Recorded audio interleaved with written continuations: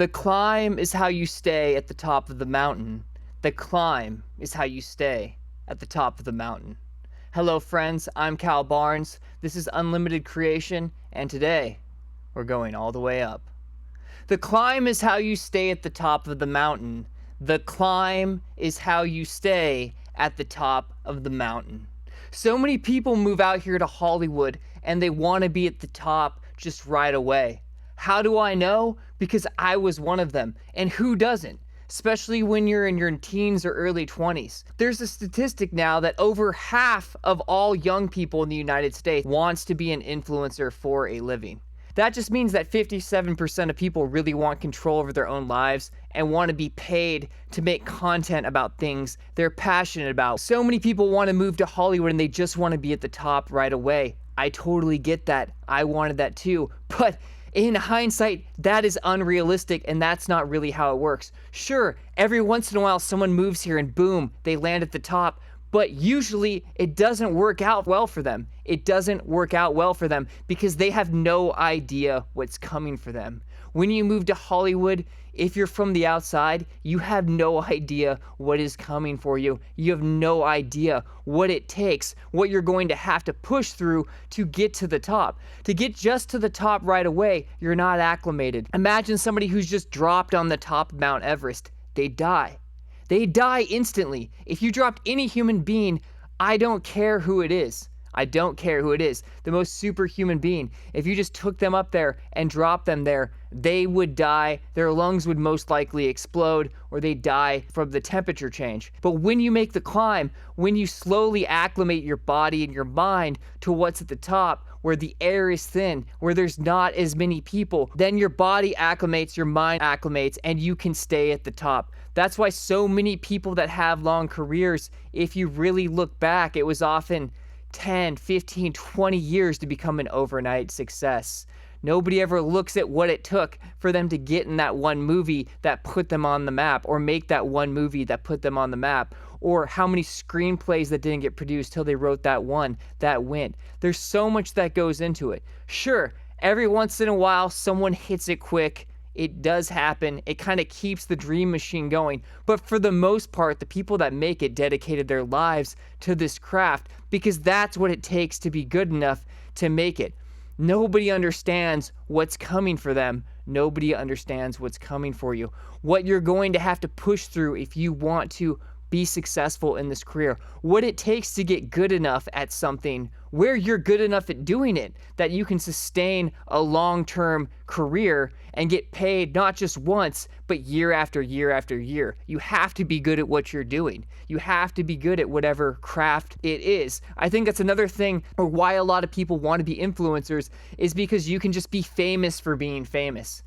I'm not an influencer, so I don't really get that because I just love acting and I love filmmaking, and so I guess notoriety and money is a byproduct of being good at these crafts. But I understand the draw for a lot of people for influencing because they don't have to be good. You don't have to be good at acting or music or filmmaking or do what it takes to become a professional athlete to be a famous influencer.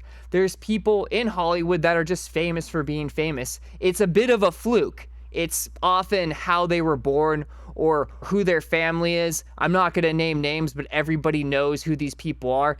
And it's kind of a fluke. You can't replicate that. And I think with the influencer thing, people can just be famous for that. I mean, a lot of girls do it with their beauty. Makes sense. If I was a perfect 10 girl, I would probably do the same thing. So I guess I get that conceptually. Guys do it with bodybuilding.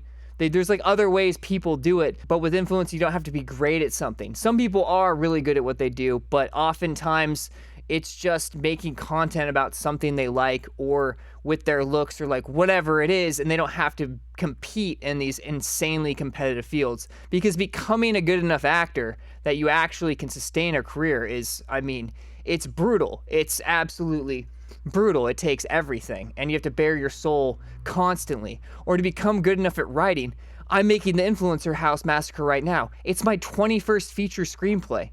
I've sold scripts, I've made features, but this is the one that truly has legs that's going to do a lot, and it took me 21 feature screenplays to get here. It took me 16 years to not just write a script, but also learn how to produce and learn the marketplace so that I could write a script that is proper for the marketplace at the right time. A lot has gone into this. A lot has gone into this. I have to know a lot of things to make this movie. It's not just being good at writing, which is a prerequisite. It's also knowing the market, which the only way to really know the market is to study it or to experience it by making a film and then learning it that way. So many things have gone into this movie being where it currently is, which is with a strong producer attached, with a strong actress attached, me being a sophomore filmmaker, and with first money in. A lot has gone into this, and it's not just having a great script, which it does. It's a lot of factors that have gone into this film being where it's at, ready to get produced into a film that really, really has a strong competitive advantage in the current marketplace and is doing everything it needs to do to be successful. Everyone wants to come in and be dropped at the top. Every actor that moves to Hollywood wants to be chosen and put on the top of the mountain without knowing anything about anything. Anything about anything. New actors don't know anything. Unless they went to film school, new actors that move here don't know anything about the industry.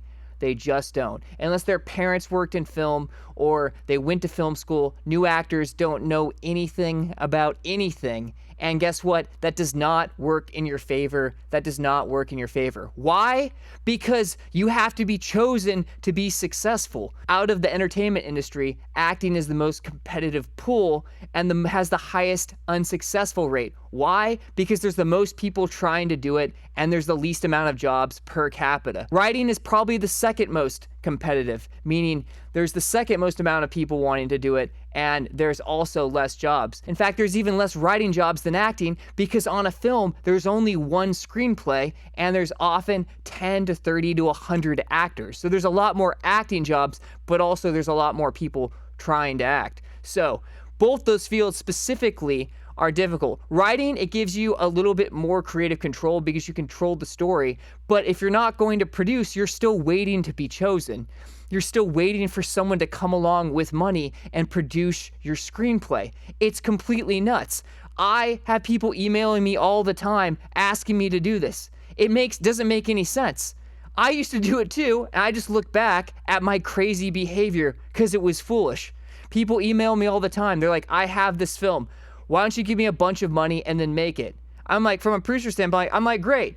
I'm making my own stuff that I own, but no, I'll just write you a check for your script and then do all of the work and make the movie. Like, it doesn't make a lot of sense. It doesn't make a lot of sense for anyone that's made film, especially writer, producers, directors. It's like, sure, let me just drop what I'm doing. Let me just drop the Influencer House Massacre and then read your script, which I don't even know will be good. And then if it's good, I'll just somehow have a bunch of money to pay you, which you feel entitled to, that you're going to want. And then you just sit there while I go and make this movie and pretty much do all the work, and then you get credit and your life is made because someone else did all of these things for you. It's ludicrous. I mean, it does happen, but you're going to have to go through the traditional system and sell that script to someone who literally has enough money to buy a script. With what people want for a screenplay, I could produce a whole movie. Let me say that again. What writers want for a screenplay, I could produce a whole movie. There's a lot of delusional screenwriters out there. There's a lot of delusional screenwriters out there, just like there's delusional actors. Those two fields specifically have the most delusion because they never learned the production side.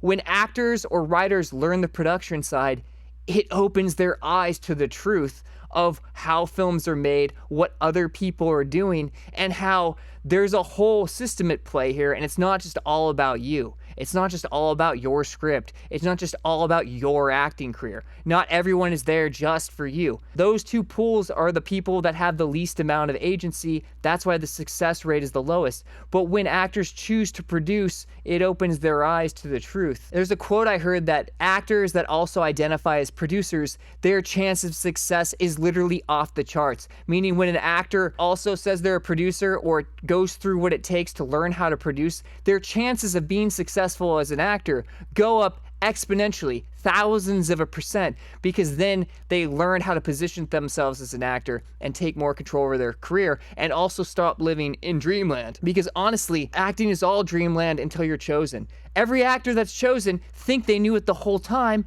but if they weren't chosen, they wouldn't. It just comes down to chance. Like I've said before, it's very easy to justify your choices when you're lucky. It's not so easy when you're not. When you produce, you don't have to be lucky. You don't have to justify your choices. The very act of producing justifies your choices, and you will be successful. If you learn to produce, it's guaranteed that you will star in films and or your script will get produced because you're doing the work for it to happen. You're not waiting for somebody else to do it for you. That's why I'm a big believer in producing. I have nothing against the traditional writing and acting systems. It just doesn't make a lot of sense for someone like me who's willing to do the work and then have a guarantee. I could roll dice every year and hopefully get lucky, or I could just choose to win. So I just chose to win, and it's happening. Because that's what happens. I'm already winning. I chose to win. I already made one film. I'm making a bigger film. It's guaranteed because I just chose to do the work. It's available for anybody else out there that wants to be an actor or writer. If you want to star in a movie, it's guaranteed if you start to produce. If you want to have your script produced, your first script produced, or your second, it's guaranteed if you go make it. That's it. You don't need somebody else to do it. You can just do it if you're willing to learn and put in the work and make the sacrifices it takes to be successful. So everybody wants to start at the top. Everybody wants to be dropped on the top and just have everything done for them. And I'm not going to name names, but there are stories when that happened. When somebody got plucked out of a restaurant as an actor and put on the top of the mountain, and they literally died a year or two later. It was too much at once. It was too much at once. It wasn't probably good for them. And you know what? It wouldn't have been good for me. It would not have been good for me. I'm grateful that it didn't happen fast. I'm grateful that it didn't happen fast because there was a lot that I had to go through, a lot I had to learn, and it's good to learn when no one's watching. It's good to make those mistakes when no one's watching, because if you make those mistakes, those young adolescent mistakes, when everyone's watching, you might not survive it. You might not survive it, or it might make you strange. It might make you weird. It might make you psychotic. We've seen it. We've seen it. I don't even blame those people because it would probably have happened to me too. It would have probably happened to me too if I was dropped up there, that I would have literally gone crazy. Because I did a lot of crazy stuff in my 20s, and I'm just glad nobody was watching. I'm glad nobody was watching because it would have been even crazier probably. And I don't know if I would have survived it. I don't know if I would have survived it. And I'm a survivor. I'm a survivor. I might have survived it, but I don't know if I would have been better for it, you know? So everybody wants to be dropped on the top of the mountain, but it's the climb. It's the climb. It's the lessons you learn. It's the acclimation that allows you to stay there. Sometimes people need to acclimate less. Some people have less lessons to learn. Some people have less ego. Destruction of the ego is key. I had a big one. I was delusional, to be honest, and that thing had to be destroyed. Not in a bad way, not in that I don't have confidence way. It just had to be right sized. My entitlement had to be laid waste to. You're not entitled to anything. You're not entitled to anything in this business. No one's owed anything. People get handed things all the time that they didn't deserve. People get roles all the time that they didn't deserve. That's luck. People work really hard and don't get what they deserve. People work really hard and don't get what they deserve. That's the way the business is. Nobody's entitled to any of it. The people that get lucky aren't entitled to it. The people that worked really hard and didn't get it aren't entitled to it. It's just an industry. All you can do is increase your chances by taking agency. If you take enough personal agency, you will win over time. It's guaranteed. That's why I teach that path. That's why I represent that path. I am that path. I am that path. I am the path of personal agency. I didn't get chosen by the system. Look me up online. Everything that's there, for the most part, 90% of it is because I did it. 90% of it is because I did it. 95% of it is because I did it. I had a few strokes of luck where some pretty big projects landed in my lap, but it was also because I put myself in a position to get lucky. That does happen from time to time, but it's not enough to stake your career on it. Getting lucky a few times probably won't make it for you. You're gonna have to do the work. I represent that. I represent the path of personal agency. I represent the path of choosing myself. That's what I did, and that's what I teach, because I hate seeing actors and writers sit around talking about how they have to make it in a certain time, or talking about how they have to be chosen and competing amongst themselves because they feel that they don't have enough opportunity, stabbing their friends in the back, trying to steal roles from other people, doing all this bullshit. It's because they feel helpless, and they are helpless. You are at the mercy of a system that doesn't care about you, and you're at the mercy of the system that will choose what it's going to choose, and you have nothing to do about it. All you can do is get as good as you can at your craft and try to play a very cutthroat game. Some people are better at it than others. Some people are better at it than others. I'm not very good at that. I'm just good at making stuff. That's why I'm doing it this way. That's why I just say, if you want to do it, you can. If you want to be an actor, you can be an actor. If you want to be a writer, you can be a writer. If you want to be a director, you can be a director. If you want to be a producer, bingo, that's the fucking answer to all of it. That is the fucking answer to all of it. Become a producer. Learn how films are made. The entertainment industry is not the business of acting. It's not the business of screenwriting. It's not the business of directing. It's the business of making movies.